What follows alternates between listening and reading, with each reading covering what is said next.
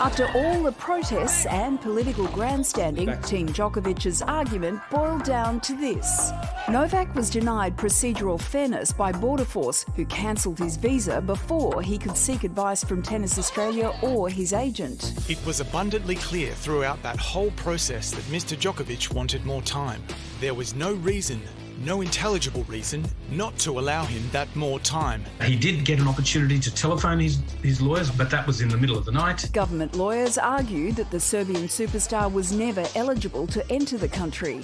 According to Atagi's advice, Djokovic would only qualify for a vaccine exemption if he was suffering serious illness as a result of COVID-19. Evidence suggests that wasn't the case. The key issue here is that up until the 5th of January, the policy at Australian Border Force was that it accepted medical exemptions provided by state governments at face value. But for some reason, on the 6th of January, that policy changed. The first application of that policy happens to have been Mr. Djokovic. He had every reason to believe that he would be permitted to enter Australia when he arrived. And the judge agreed. The point I'm agitated about is what more could this man have done? The world number one walking free late this afternoon.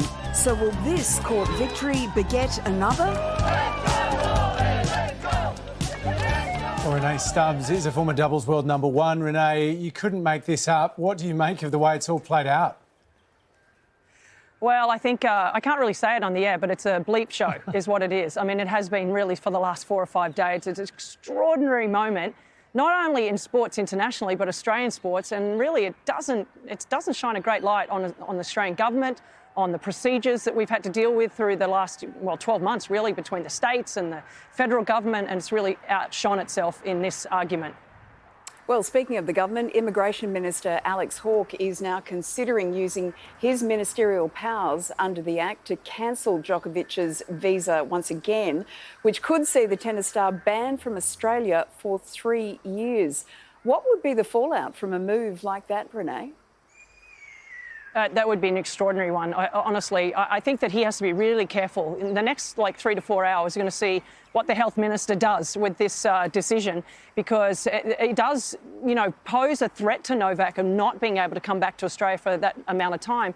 And that could really threaten his Grand Slam, total going forward, because he has at least another 3 to 4 years of good tennis left in him, or great tennis left in him. So, as I said, doesn't shine so brightly on the Australian federal government right now after this decision today.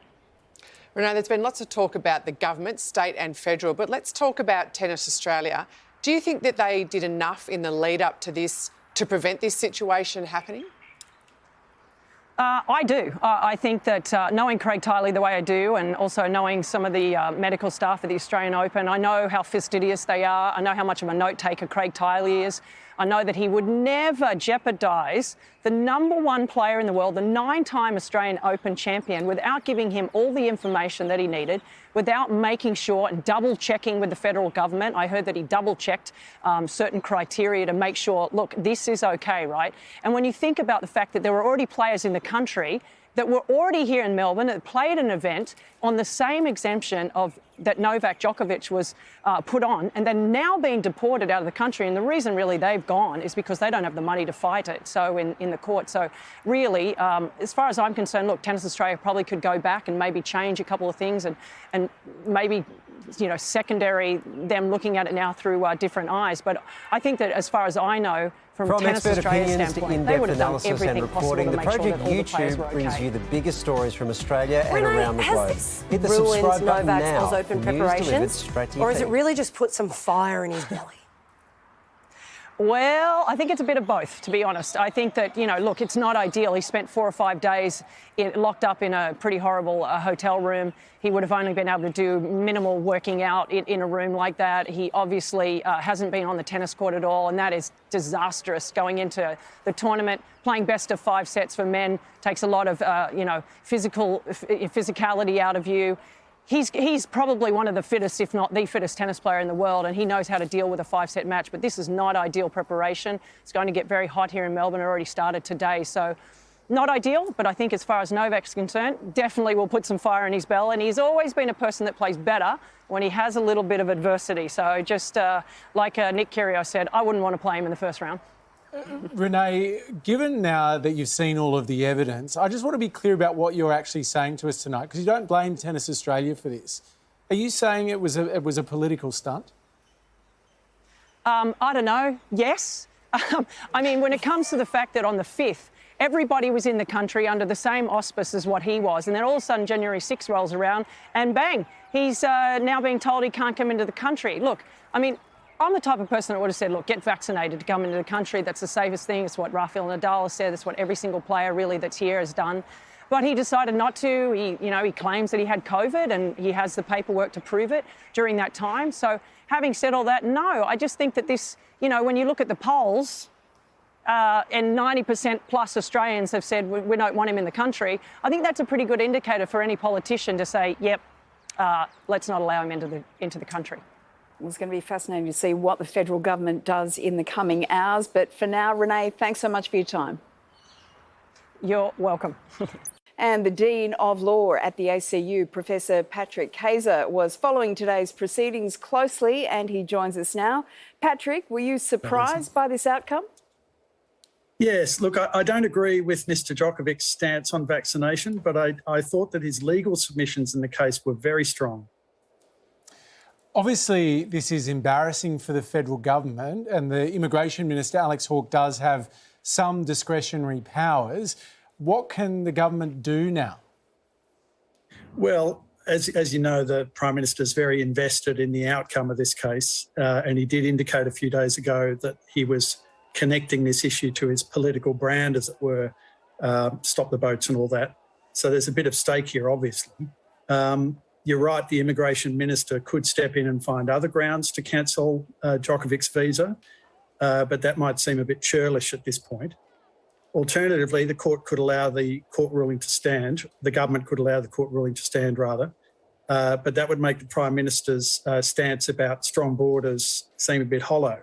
After all, if the borders are so strong, how did one of the world's most notorious anti-vaxxers just walk through our supposedly quite strong borders? Professor Kayser, you said that Novak Djokovic's lawyers presented quite strong arguments today. What did it all boil down to in court? Well, Djokovic's team argued that because he had COVID in December, that provided him with a medical exemption under the ATAGI guidelines. And they said that Tennis Australia was merely following these guidelines. But the federal government's legal team had quite a different take on the ATAGI guidelines. They said that you could only rely on those guidelines if you had experienced an acute medical condition. And they referred to evidence, well, they referred to the fact that there was no evidence of that. There was no evidence that Mr Djokovic had become unwell. The federal government also pointed out, their barrister pointed out that if he was asymptomatic, he could have commenced a course of vaccination before he got on the plane. But in the end, the judge preferred the submissions of Mr Djokovic, and away we go. So what does this mean for any other Oz Open competitors who have already been kicked out of Australia? Well, each case is decided individually, of course, and there might be some other reasons why those people had their visa cancelled that we don't know about at this point. Having said that, this case does provide a precedent. They could pick up this case and come right back to Australia and argue that it applies to them. There just might be a question of whether some of them could get here in time, given the fact that the tennis is about to start. All right, Professor, thanks so much for your time this evening. My pleasure.